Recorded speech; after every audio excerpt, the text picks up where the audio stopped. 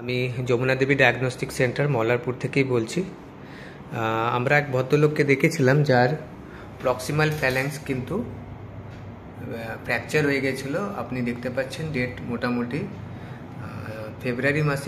জানুয়ারি মাসে 30 জানুয়ারি কিন্তু ওনার ফ্র্যাকচার হয়েছিল, সাউথে হয়েছিল এবং উনি কিন্তু রিটার্ন ব্যাক করেন।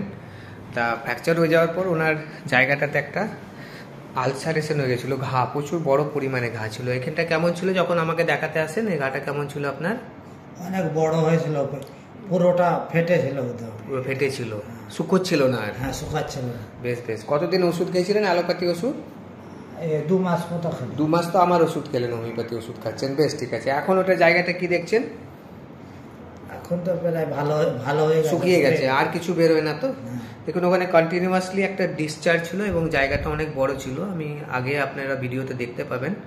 আজ কিন্তু উনি কমে গেছেন। এখন যেটা কমপ্লেন আছে, একটু ব্যথা আছে। তা ব্যথা আপনার 3 থেকে 4 মাস পর্যন্ত থাকবে, একদম শূন্য হতে। হ্যাঁ, বলার জন্য আপনাকে ধন্যবাদ।